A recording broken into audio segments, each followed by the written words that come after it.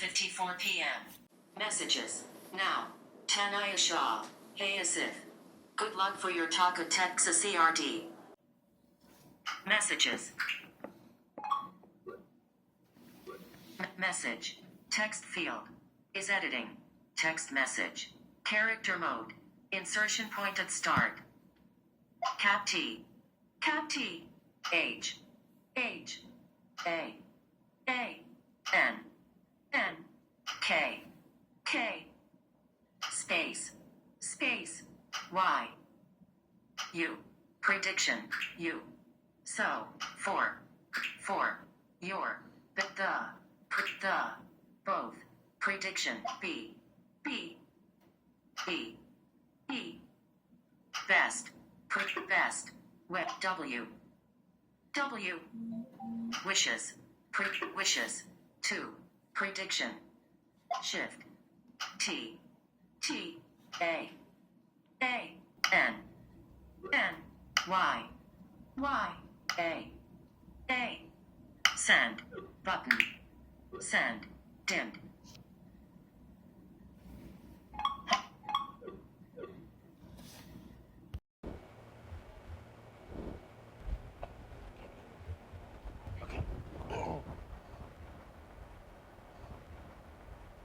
Okay.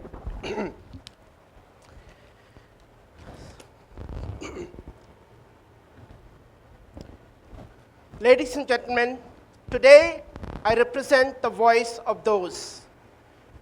World's largest minority community, which is persons with disability. World Bank and United Nations estimates that around 1 billion people worldwide has a persons with disability. While I was pursuing my path to create identity and was enrolled in the commerce program of St. Xavier's College, Calcutta, my dream then was to become financially independent. I knew deep in my heart that I was not good enough, the commerce degree was not good enough to achieve my goals. I decided to pursue my MBA, and I wrote a letter to the IIM's admission chairperson, inquiring whether there is a provision for reservation quota as mandated by Persons with Disability Act 1995, whether additional time would be permitted to take answers those visual pictographs questions, and whether I would be allowed to use a writer. I received a letter, and I was shocked to read the letter from the IIM's admission chairperson that stating that no reservation quota exists. No additional time would be permitted, and yes, I could appoint my own writer. Growing up in the United States, in state of Oregon, where I received my primary, secondary, and partial college education, and filing a lawsuit for something that does not seem right was a regular norm. And I was constantly encouraged by my American aunt to stand up, fight for your rights, even though if you have to fight alone. I decided to file a lawsuit in the Court of Disability at New Delhi. My father received a letter from the Disability Court asking me to appear for hearing. My father cautioned me that litigation in this country is a long-drawn process and a costly affair. I was determined to take it to the logical end. I appeared for hearing both physically and virtually. In the end, after a series of telephonic conversation, the court declared not only reservations for the IIMs, but they have also initiated reservation quota for the disabled across IITs, universities, and colleges in India. Like all MBA aspirant, I'm a person with an average IQ, but willing to excel. I wanted to learn how to crack common admission test, CAT question papers, and learn strategies, and wanted to enroll into a coaching institute. Can you believe it? I was actually declined by 8 coaching institutes because they were sure that I was going to fail, and their failure is going to create a negative impression on our institute. I finally managed to get enrolled myself in a coaching institute, but the next challenge was to find a writer, a volunteer whose job would be to read out the question papers, record my answers based on my dictations, and work with me 6 times a week. I placed an ad in the newspaper and got over 10 calls. When I started calling each one of them, I was told, quote, Asif, I would love to help you out, but I'm sorry. My father will not let me. Asif, I would love to help you out, but my mother is adamant. Asif, I would love to help you out. My father will not let me go to a Muslim area. Sadly, could not find a volunteer, but came across a second-year engineering student who was willing to work with me on compensation basis, but only 3 times a week. I knew with this tiny effort, I was not going to get into a top B school. I decided to approach my coaching head for a soft copy so I could use my computer, which would read out the entire contents.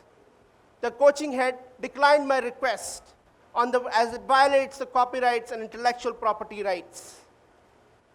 I appealed to him and asked him and begged him literally to reconsider his decision, as other cited colleagues have study materials which they can access with ease, and all I'm asking is just an alternative mode of studying. I continued my search for a study materials and came across a CD-ROM which actually had some past question papers. Well, the day of exams, I was assigned into a library, and the invigilator was so amused with the fact that someone, a blind candidate, writing an aptitude test, she started showcasing as if I was the 8 wonders of the world.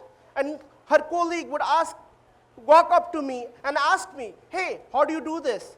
How do you do this? How do you study? And my one-liner answer would be, so, ma'am, I would love to answer your question, not now, after the exams.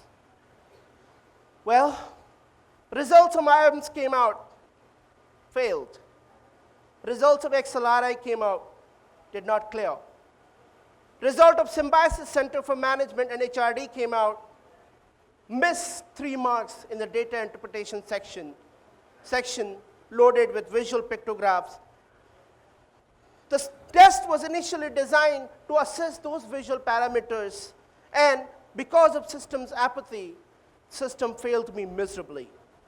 I decided to write a letter to the director professor of Symbiosis, explaining my situation. I got a letter back. We will consider your case, but only if you clear the group discussion and personal interview. I cleared the rigorous screening processes and was inducted into Symbiosis family. I'm pleased to note that Symbiosis, since 2005, has been taking students with disability in all their institutions across India. I was inducted into PricewaterhouseCoopers family. PwC has deputed me onto Aadhaar. Aadhaar, as you guys are all aware, is a 12-digit identity number which is issued to all residents by Government of India after collecting biometric such as iris, fingerprints, and facial image. I was a part of the team which designed social inclusion strategy and was responsible for implementing and carried out an dedicated enrollment for not only enrolling the marginalized groups such as leprosy affected, migrant labor, but persons with disability. I carried out a series of enrollment camps across pan-India and even faced a huge challenge of enrolling autistic residents and other disability. It broke my heart when I came across a family in Andhra Pradesh who was frantically trying to enroll her autistic child, and she visited the center 7 times. Despite the best effort of the operators, the autistic child was not enrolled because of the technology constraint of allowing operators only 3 attempts to capture biometric. I brought this issue to the technology team, and they were kind enough to make a slight modification which allowed operators infinite number of attempts in capturing biometrics, and hence autistic residents could be enrolled with ease. We wanted to conduct a pilot proof of concept by enrolling leprosy-affected residents. We faced a huge resistance from the enrollment agencies and the relevant stakeholders because they were the victim of society's perception that they would get this disease infected themselves. We had to carry a series of workshop and change management initiatives in order to convince them and win their mindsets, and we were successful in conducting a pilot enrollment for the leprosy-affected residents in Andhra Pradesh. First time in India, I have seen some of the finest example of inclusions displayed by the government of India, where they have actually walked the extra miles to include. Well, we are all familiar with this famous personality, Albert Einstein, Alexander Graham Bell, Thomas Edison, Stephen Hawking, who has changed the face of the world through their innovation and in the field of science. Ladies and gentlemen, can you believe it? These people are indeed belong to a community of persons with disability. Well, I'm sure all of us use WhatsApp and other messengers on our smartphone. I'm sure we all are familiar with predictive texting and autocorrect.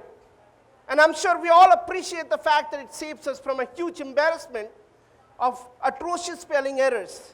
But did you know this technology was initially designed as a tool for a quick communications, for assisting speech impaired and hearing impaired for their quick communications.